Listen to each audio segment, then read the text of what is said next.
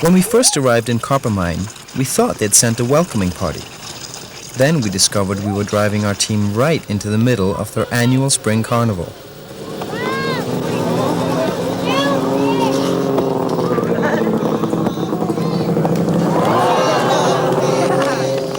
Inuit games were never played for glory or status. They were used as exercises to increase stamina and perfect survival skills. Those skills are not as necessary today, which leaves plenty of opportunity for just plain fun, with a few modern adaptations thrown in.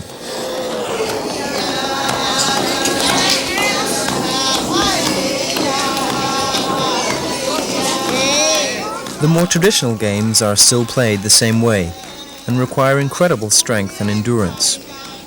In the old days, they would have been played inside an igloo.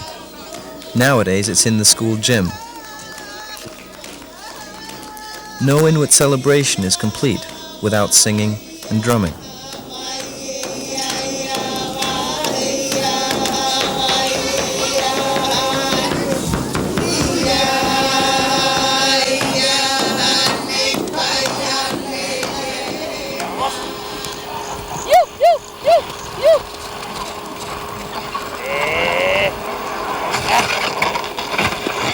The journey west from Coppermine was uneventful, steady traveling through more or less the same conditions. But once past Paulatuck, they encountered a remarkable sight.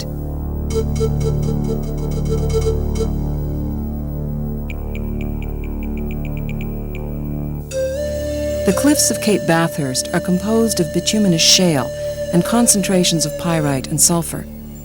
The combination results in spontaneous combustion. The hills are actually burning, and have been for hundreds of years. All along the cliffs, there are large mounds of pink and yellow ash. It's an odd picture, a frozen landscape, billowing smoke. The Inuit stay away. They believe the hills are the home of the spirit people.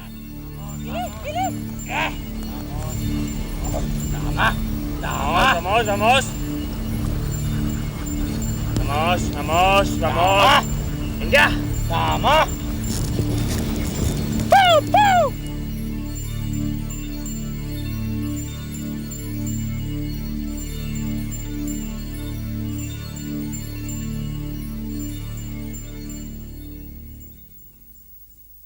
The expedition continued across the barren landscape of the Central Arctic for most of the spring of 1992, reaching Inuvik in early June.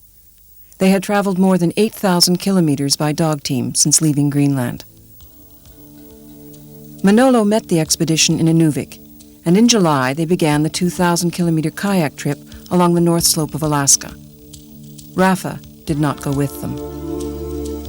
2.5 years of arduous travel and close living conditions had magnified personality differences. Rafa felt there was no option but to leave. Most of the journey along the coast would not be filmed. Arrangements were made for another cameraman to join the expedition south of Kotzebue.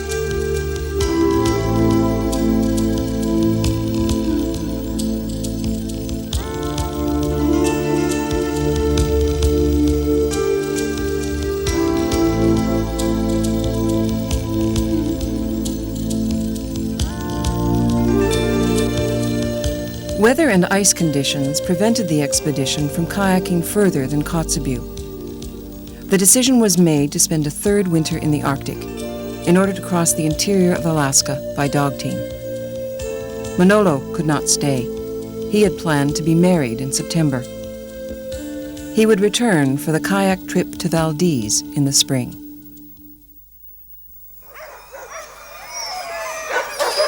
In Alaska, dog sledding has become more of a sport than a means of transportation. The dogs we used were bred specifically for racing and had scientifically formulated diets. There would be no frozen fish or seal meat for them. The hitches were also different. In Canada and Greenland, we used a fan hitch, which allowed the dogs to spread out, freeing them to make their own way over rough ice patches. In Alaska, they used a tandem hitch, designed for narrow trails and tree-covered terrain. The sled was also lighter and faster, and our trip through the interior was the fastest dog sledding we'd ever experienced.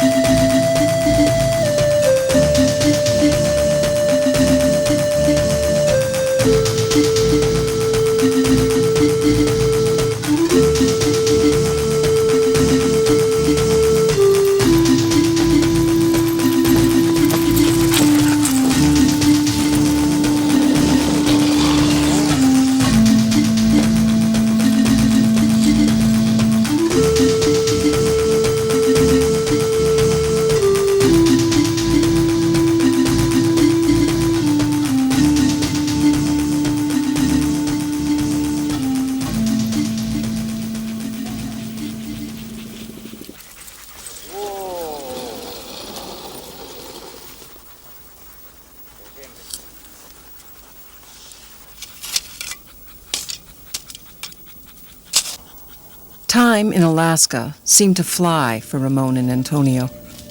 It was the last leg of the journey, but the closer they came to Valdez, the more they began to feel overwhelmed and a little uncertain.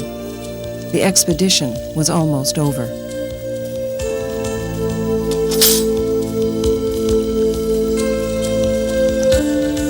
In March of 1993, the expedition left Whittier, Alaska, heading for their final destination, Valdez. We'd spent our last night camped on a beach.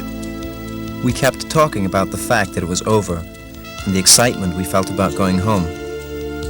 Then we thought about our friendship and everything we'd gone through, and we worried about whether we would remain the same once we returned to Spain. Antonio knew he had changed. He said he felt more honest about himself. He'd started out looking for an answer when he didn't know the question. Now the question was no longer important. Manolo felt 1 year with the expedition was like 10 years in real life, and that he'd earned a degree in survival as well as engineering. It wasn't physical strength that got him through. It was being honest with himself and with us. The journey for me had been an exploration not just of the Arctic, but of our own personalities. We'd started out as strangers and had struggled to find ways to overcome our differences. In the end, we had learned more about our inner dreams and realities than we ever thought possible.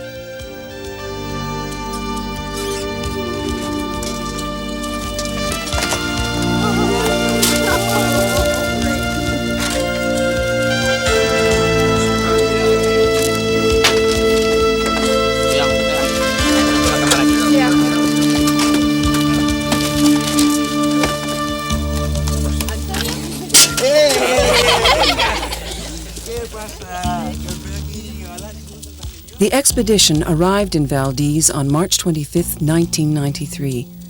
They had spent 1,167 days in the Arctic and had traveled more than 14,000 kilometers, 4,000 by kayak, 9,500 by dog team, and 550 on foot. The longest unmechanized polar trek on record.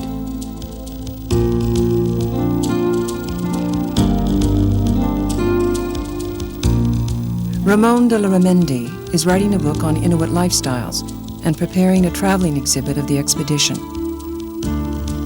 Manuel Olivera is completing his master's degree in civil engineering and is working with Ramón and Antonio on a project to develop a Spanish polar institute.